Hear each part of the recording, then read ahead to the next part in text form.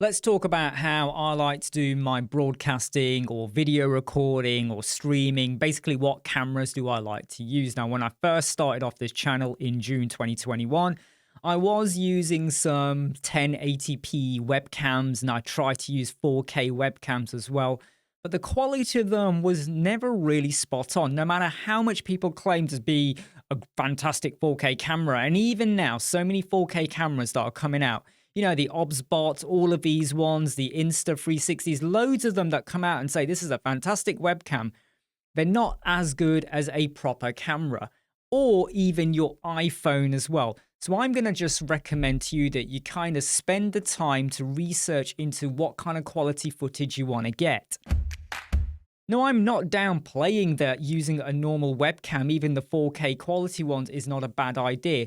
But I've tested so many out over the last 4 years. Whenever a new one comes out, I go and get it off Amazon, try it out for a couple of days, and 99.9% of the time, I always go and return them. The only time I ever kept one for a slightly longer period is when Elgato bought out the face cam, and I kept that for about 6 months. But the trouble I had with it is it wasn't always super sharp. And that's when I then started using my iPhone. At the time, I had an iPhone 10. I was using the Re-Incubate Camo. It's a fantastic app. I'm telling you now, right? Android phone, iPhone, whatever you got, Windows, Mac.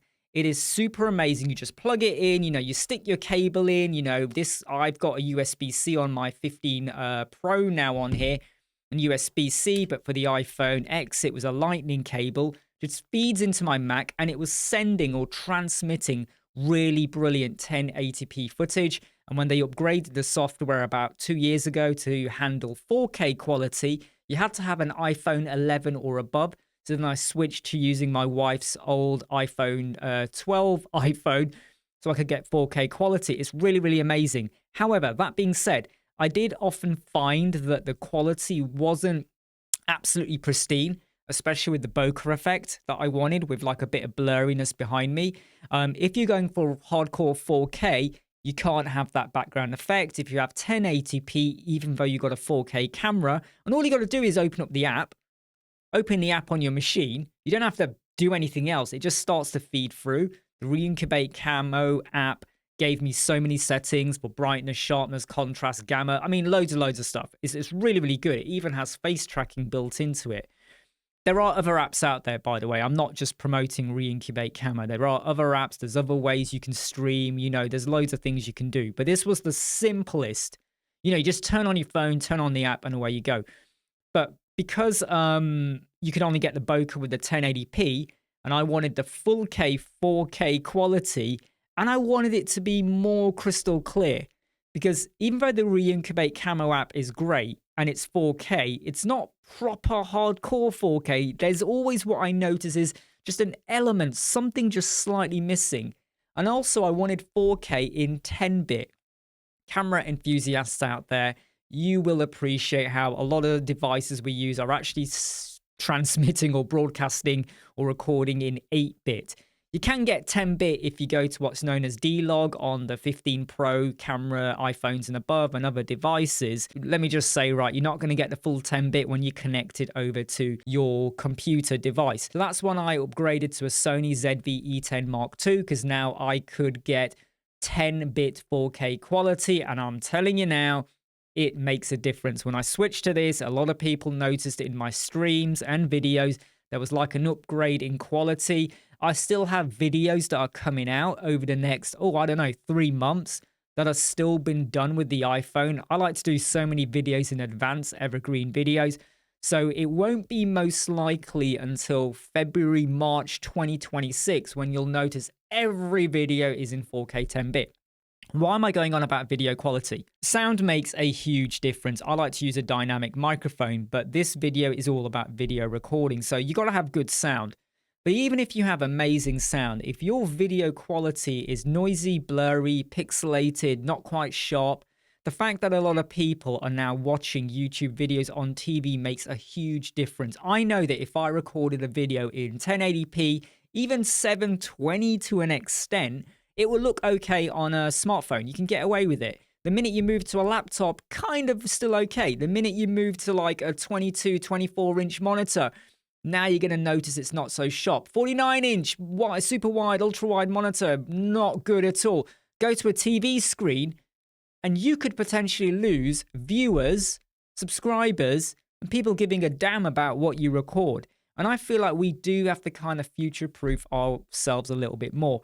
If I did not have this Sony ZV-E10 and I wasn't so bothered about the bokeh slight background blurry effect and I wanted 4K, I would have stuck with the iPhone. I could have stuck with the iPhone 12. That's one other thing I do want to point out. It ain't going to make a difference whether you've got the iPhone 12, 15, 16, 17, whatever, okay? There will be a slight improvement, but I can tell you now, I've looked at them side by side. It ain't that big when you're streaming to your Mac. So if you want to use an old iPhone, like maybe it's time for you to upgrade, don't just upgrade. Don't chuck it away. Use it as a webcam. Do it. If you want to go and invest in like a high quality camera, this was like, I think it was come to £1,500. So it might be what, $1,700-ish with the camera and the Sigma lens I've got in front of it. Go and do that. If you want to use like an Insta or an Elgato or an OBSBot, or there's loads of devices out there, if you want to use one of their webcams, you can do that as well. But just make sure that when you're viewing your recordings or your footage, don't just look at it on a laptop, because you might look at it and go, oh, that looks really good. Do a video and just watch it on a TV screen. I've got a 90-inch TV in my room over there, okay? So I can really see how big it is, okay? But look at it on a decent-sized monitor TV and then just decide for yourself, are you happy with that? Or do you want to go the extra mile?